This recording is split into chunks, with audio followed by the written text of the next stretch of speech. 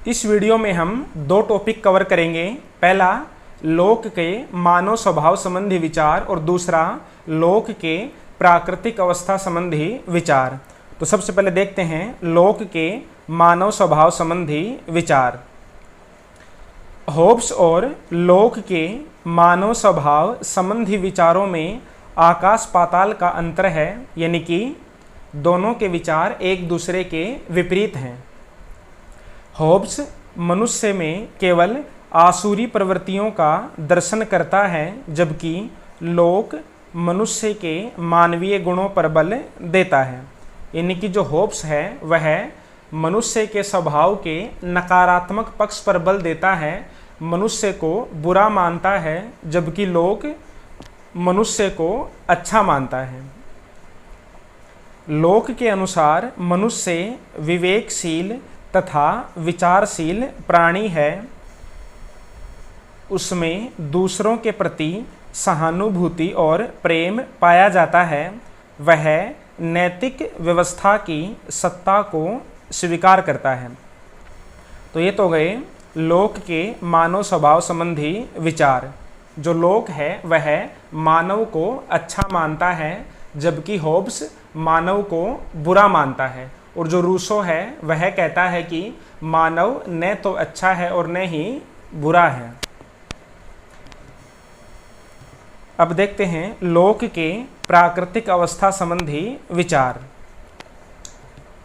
जब हमने होब्स के प्राकृतिक अवस्था संबंधी विचार पढ़े थे तो उसमें हमने पढ़ा था कि होब्स कहता है कि प्राकृतिक अवस्था अराजकता की स्थिति थी। और अराजकता की स्थिति क्यों थी? क्योंकि होब्स के अनुसार मनुष्य का स्वभाव बुरा होता है, जबकि लोक क्या कहता है कि मनुष्य का स्वभाव अच्छा होता है। तो लोक प्राकृतिक अवस्था को भी अच्छा मानता है। अब इसको डिटेल में देखते हैं। लोक के अनुसार प्राकृतिक अवस्था पारस्परिक सहयोग व शांति की अवस्था है।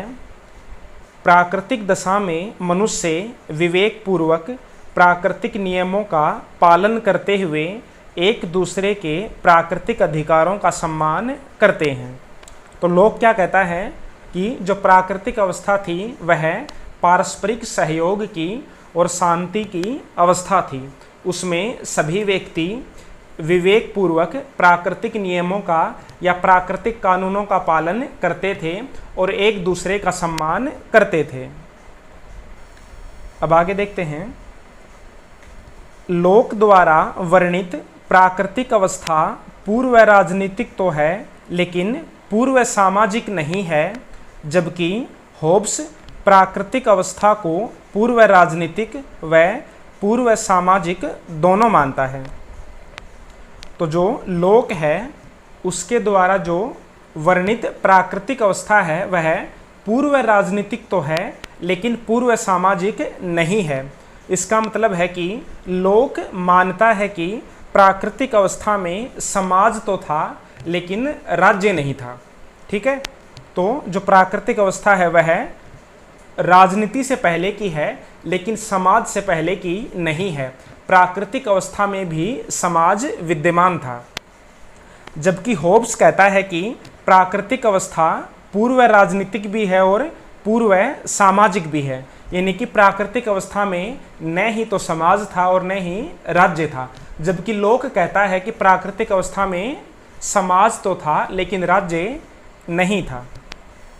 ठीक है, तो इन दोनों में ये बहुत इंपॉर्टेंट अंतर है, याद रखना इसको कि लोक की जो प्राकृतिक अवस्था है वह पूर्व राजनीतिक है लेकिन पूर्व सामाजिक नहीं है, जबकि होब्स की प्राकृतिक अवस्था पूर्व राजनीतिक और पूर्व सामाजिक दोनों है।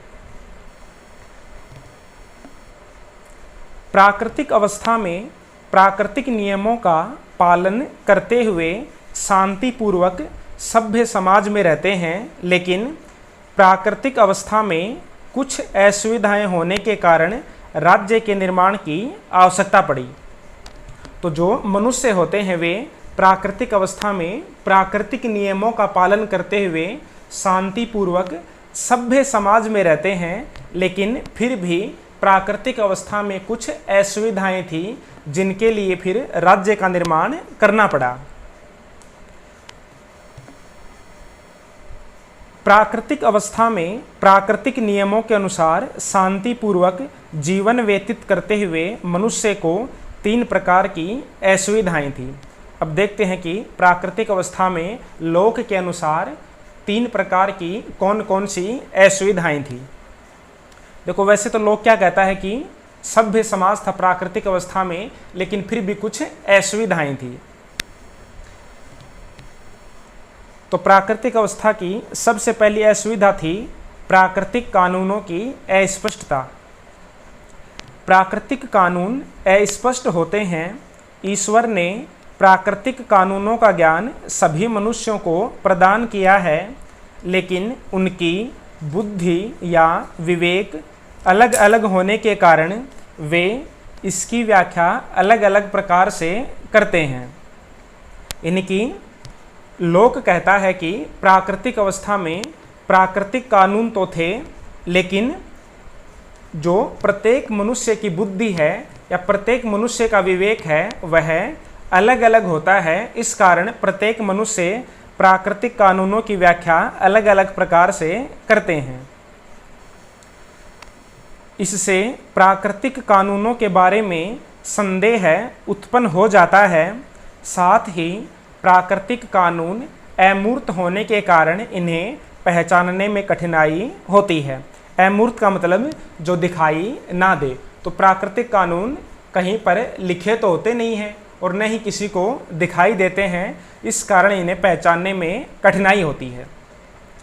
तो ये हो गई प्राकृतिक अवस्था की पहली असुविधा। और क्या है कि प्राकृतिक कानूनों का अस्पष्ट होना। अब देखते हैं दूसरा पॉइंट। दूसरा है संस्था का अभाव। प्राकृतिक अवस्था की दूसरी असुविधा यह है कि प्राकृतिक नियमों को लागू करने और इनके अनुसार निर्णयों को क्रियान्वित करने के लिए प्राकृतिक दशा में कोई साधन या संस्था नहीं होती है। तो दूसरी असुविधा क्या है कि प्राकृतिक अवस्था में कोई ऐसी संस्था नहीं थी जो प्राकृतिक कानूनों को या प्राकृतिक नियमों को लागू करे और उनके अनुसार निर्णय करे। अब देखते हैं तीसरी असुविधा। तीसरी है सभी व्यक्तियों को न्याय करने का अधिकार।